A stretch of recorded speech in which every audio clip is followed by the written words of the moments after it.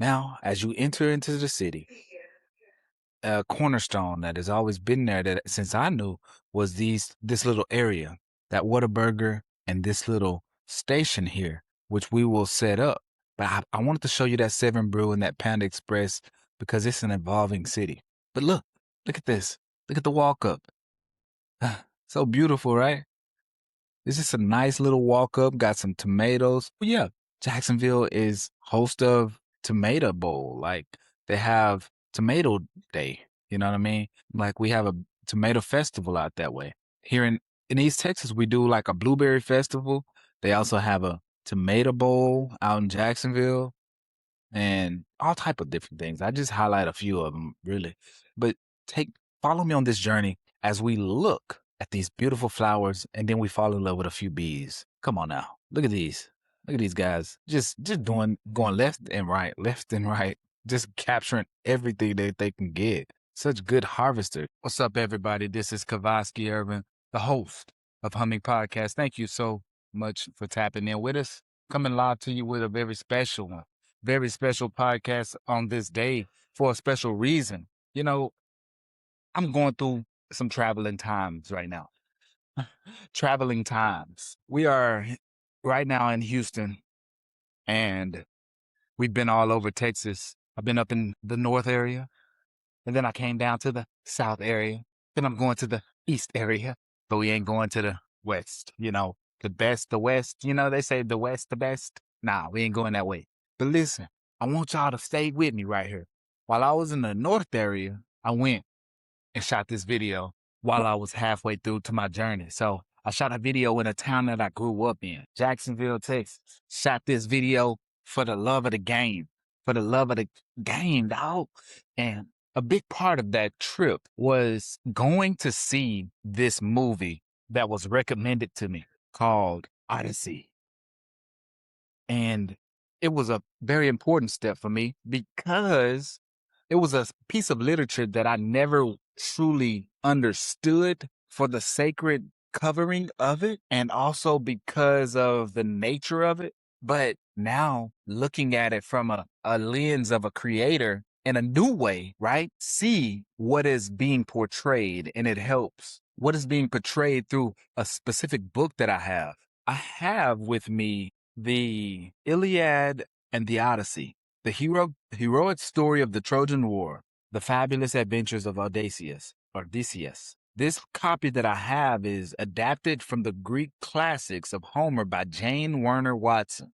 Pictures by Alice and Martin Provenson.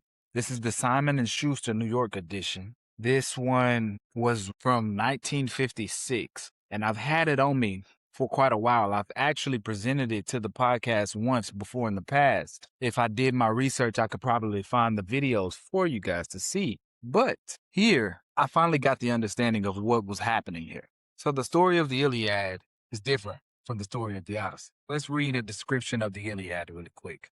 The Iliad. This is the story of the Trojan War and how upon the plains washed by the Aegean Sea, the Greeks won Helen back and punished Troy. Even the immortal gods arrayed themselves in battle as Zeus crashed out his thunder from on high. Many a brave warrior, both Greek and Trojan, was sent down to Hades, bewailing his lost youth. For 10 years, the battles raged until the ruse of a wooden horse brought them the fall of Troy, that queenly city. And we see in this copy divided up into sectors with very powerful titles. The first title we get to when we start to look at the storytelling of it, the quarrel. Then we go to Aegon's false dream. Then we go to the duel, the fatal arrow, Hector the brave, the scales of victory, Aegon's apology. I'm saying Aegon's. Agamemnon. I know that name, but I don't know why I was saying it like that. The battle before the city. Hector at the ships. Patroclus in the fights. The grief of Achilles. The gods joined the battle. The death of Hector. The ransom of Hector. And the fall of the city. Now, here we see the fall of the city. At the On this page, we have a picture of a horse, and they are looking at this horse. This horse looks very beautiful to them. Through their through their appreciation of it, it seems to be a very beautiful thing that they find beauty within, and they kind of are worshiping this stone or this object. Now, my question to the listener: if you have seen the Odyssey, what does this horse represent to you? You get me? If you've seen it, what does the horse represent? It represents beginning because it was the beginning of the movie. Okay? Okay. You get where I'm going there? Now, this is the bridge to the Odyssey. The Odyssey. This is the story of Odysseus, son of Laertes, a man well known throughout the world as one who was ready for any adventure. His home was Ithaca, that rugged island, nurse of sturdy men, and truly Odysseus had need of all his strength. For this is the tale of his journey home from Troy, and of all the troubles Zeus laid upon him after 9 years of battle before those distant walls. His battle home from Troy. Okay, home from Troy. Troy. Now let's go back to the beginning of the Iliad, right? They had just punished Troy to get Helen back. This is the story of the Trojan War. In the beginning of the book, back in the Iliad, it reads, hundreds and hundreds of years ago, perhaps 3,500 years, there was a proud trading city called Ilium or Troy. A proud trading city. Let me skim through and see if I can find a good part. Well, what I'll do is I'll read the last couple paragraphs and then we'll summarize that up if it be need be. The last 3 paragraphs says, they beached their boats at last at the Trojan shore. Then, in a sweeping curve around their boats, they threw up a great wall of earth as a shelter for their camp. Behind this wall, close to the high-prowed boats, they built themselves huts and built them well. And those huts were to be their homes through 10 long, weary years of war. First, one side, then the other had victories through the years, but the Trojans could never burn the Greek boats, or force them out to the sea. And the Greeks could never break through the city walls to win back Helen from Troy. So it is at the end of the ninth long year of war that Homer's story begins. Okay, we begin at the end. Now, if you have seen Odyssey, you will understand a bit of a reflection of what is happening here. Because what we see in Odyssey is fulfillment. We see fulfillment. We see reflection of Odysseus's position through that fulfilling power. Now, let us go back to the Odysseys, right? So we're looking at his travels from Troy back to his homeland, from Troy to his home, Ithaca. Now, we have to look for Ithaca. There's a huge map here. So we look, he traveled from here to here to here, the Siren. Wow, where did he go? It seems so far. It seems so far. Okay, I gotta find his home because he in the. I'm trying not to talk too much about the movie because that movie does a lot of reflecting on things that we know, but we wouldn't know had it not been for the movie. We wouldn't have known. So I'm looking for Ithaca, land of the lotus eaters. And I'm trying to wrap my mind around it. I just can't find it. Okay, no, it's called. All right, where is it? Because if he was here, how can he go all these different places like this? Three-cornered land, the Sirens, this one. Oh, home of Calypso. See, when we talk to well, in the movie we see Calypso, but we see him spending much time with her. So the Great Sea, floating island of Aeolia. I'm looking for his home, bro. If I can't find his home, oh, there it is. I found it. Okay, it's right in the center, if you will, but it's in orange letters, so and it's sideways, so it doesn't really look like it would actually be relevant. But he's right there because what it says in the story is he immediately runs into the Lotus Eaters from Ilium, as Troy is sometimes called. The winds carried Odysseus, his 12 stout ships, to is Samaras. And they said he had to tie his men and drag them back to the ships by force. And so that's what be throwing me off. Land of the Lotus Eaters says it all the way over here, but also it says it he's here. I don't know how in the world he got all of these places, bro. I don't get what they doing here. It don't make no sense how he could travel like this on a ship. None of this makes sense to me. I guess I just don't know how to read a map, because if he on a ship, that stuff is land. He can't possibly go here, boom, boom, boom, boom, boom, boom. I don't be liking how they be trying to make you make assumptions, bro. Ain't gonna be no assumption. I need to see a travel plan, a map. Draw it out. Quit playing. Hey, boys wouldn't. The boat can't drive, you know. Boat can't drive. I know that for sure. Talking about some. This look like it ain't no necessary path. Land of the Lotus Eaters. He got all the way over here. And then now let's figure out what a one-eyed Cyclops is. Let's find him.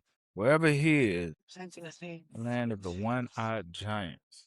Home of the Polyphemus, the Cyclops. Okay, now that is all the way over here. Okay, so if I'm a use some context clues, see, I thought they was using scarlet boats like sails. So context clues are telling me that they got blue from her all the way over straight to the land of Lotus Eaters. Then they came here. It was close to home. And then other stuff started happening. They missed all of this in the middle. That was all, I guess that's all home. But they missed all of that. And they started running into all type of mess and getting shook left and right. They seen the Sirens. They was on some other stuff. They was getting into all type of mess. They were getting in all type of stuff they shouldn't have even been seeing. They should have been home way sooner than that. Now, this is a good book. I'll tell you that much, so, like, for real. But it's just a matter of, it's gotta be truly lifted up. A giant golden book is what I have here. Wow. So this is not necessarily in the podcast format, simply recording the audio for the love of the game while I'm watching one of my all-time favorite video games, but I'm watching it as a TV show right now. If you can guess the show and reply into the podcast and say, hey, I guessed it. If you can guess the show what I'm watching by what you've heard in the background so far, I've been watching it the whole time, I will send you a little prize on Instagram or somehow. But right now, I'm not going to tell you.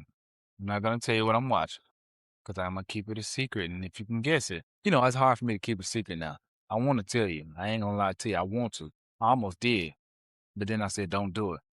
I said, don't do it. I told myself, don't do it. And then I didn't do it. I said, don't do it or you're going to lose it. Okay.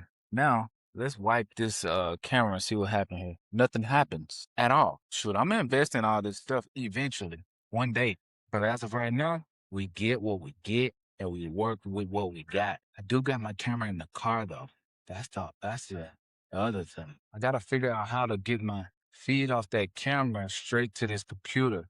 And then we'll be cooking with grease. We will be. Once I do that, you're going to be looking at this whole thing a lot different. That streamer life is a life that I'm interested in because I don't understand. They converting all that stuff. That's a whole nother topic. We on something else. My bad, y'all. Listen, Linda, listen. Now, I just gave you a little bit of the backstory. We'll actually finish this. Let's finish. No. I don't want to spoil the movie. So I'm sorry, but I don't want to spoil Odyssey for you if you haven't seen it. I just wanted to give you a little bit of a buildup. Let me tell you something that I told somebody else. I said, Odyssey is really good. What it does is helps you understand depth of a great thinker's mind. A great thinker's mind in comparison to like chess masters or critical thinkers. How you have to be almost 10 steps ahead, 5 steps ahead, or whatever it may be to capitalize in the battle, in the war, in the scheme, in the grand scheme of it. You got to be many steps ahead. That's a great thinker's mindset. And we see that mindset played out in the movie Odyssey. It's hard for me to capture that mindset through books. Through that book specifically, is because before I got into it, I was battled. It's a very old book. So I would battle, always trying to make sure that I don't tear the pages out. It has a smell to it because it's old, so that kind of throws my perception off just a bit. It is old, so when I'm looking at it, I feel like I'm in the 18, I'm in the zeros all the way back there in them times. So I'm like, golly, I gotta go outside and think about this real quick. I feel like I ain't even existing in 2026. Reading this book, I need to go read this at the dang on studio or some museum so I can figure out who I really am. This book got me sitting in the room feeling old in a mug. At first, I'm getting over that. And then I got to figure out how to actually interpret the language being spoken. They speak through a new or a different tongue.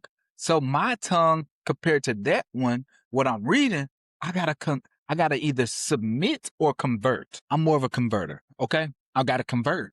So that takes a process. So with that process, you got to be able to say, okay, I totally understand that this could take some time.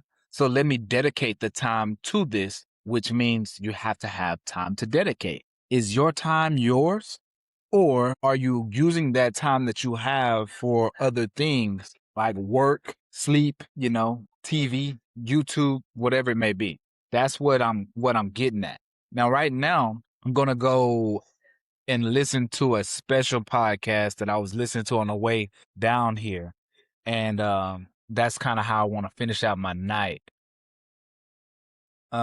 We can actually probably, what could we do? What could we do? I don't want to spend too much time talking over them, but what I can do is tell you about that podcast. So this is a podcast from Mel Robbins, who wrote the book The Let Them Theory, featuring Wallow 267. And it is featuring his book that he wrote, Yes to You, No to Them. No cuss words. He liked to cuss, so he probably wanted to say F no to them, F yes to me. Because that's something he's really, really like that. That's how he comes at it and approaches topics. He wants you to understand that it has to be you have to have that kind candor, kind aggressiveness. You have to, because in the midst of helping yourself, you got to be willing to say, these people are going to go about their own way, doing their own thing, living their own life. And that's perfectly okay, because I'm happy for you for doing success. And I'm happy for me for being willing to allow you to do your own thing, but do my own thing in the same space. And we can both occupy our own space and not be in each other's way. It's good like this. So I hope you guys enjoyed the video here that I took a lot of time to create. Now, let me take you on this journey so you can see. Thank you. This is a very special moment for me. It really is. Very, very special. I take you on a journey, okay? A journey. Basketball court. Me and my bro, my cousin, Lee, we used to play basketball on this court. That fool was a good basketball player. So we take y'all back to that basketball court, to the playground. This playground still looks the exact same. It just ain't got no swings no more. It had swings before. It used to, but they took them off. And now this is still the exact same complex. Everything is still a lot alike. Same thing. So I wanted to highlight this area because it's a center of Jacksonville. So this is what you see when you travel through this little bitty city, just driving. Now, as you enter into the city, a cornerstone that has always been there that since I knew was this little area, that Whataburger and this little station here, which we will set up. But I wanted to show you that Seven Brew and that Panda Express because it's an evolving city. But look at this. Look at the walk up. So beautiful, right? It's just a nice little walk up, got some tomatoes. But yeah, Jacksonville is host of Tomato Bowl. Like they have Tomato Day. You know what I mean? Like we have a tomato festival out that way. Here in East Texas, we do like a blueberry festival. They also have a Tomato Bowl out in Jacksonville and all type of different things. I just highlight a few of them really. But follow me on this journey as we look at these beautiful flowers, and then we fall in love with a few bees. Come on now. Look at these. Look at these guys. Just going left and right, just capturing everything that they can get. Such good harvesters. Look at them. They harvest well, don't they? They don't stop. Falling in love with them. Come on. And then beautiful flowers.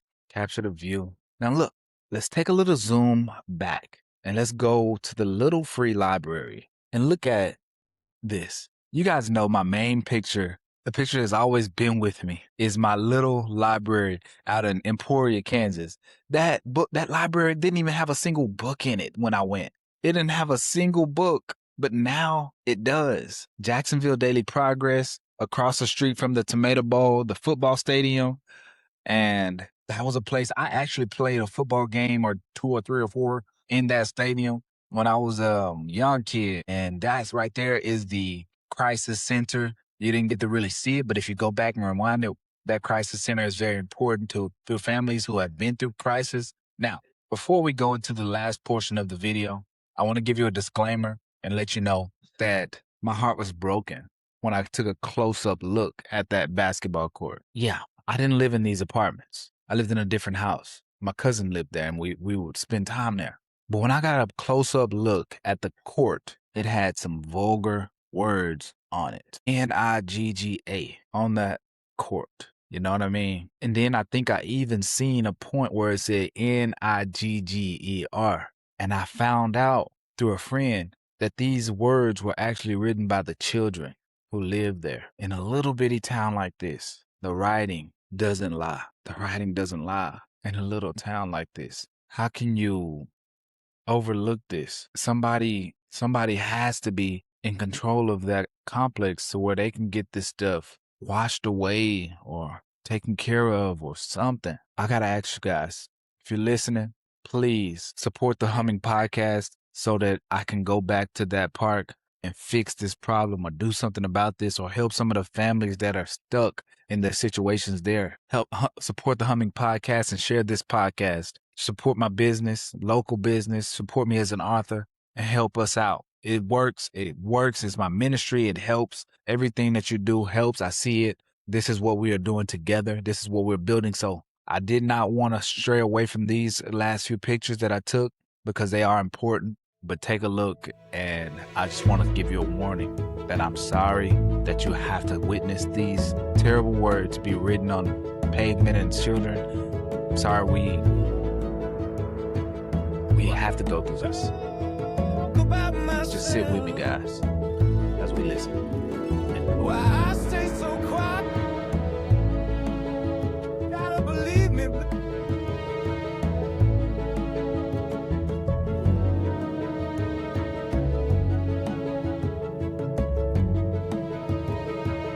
I made it through with a wounded heart from a love that's strayed.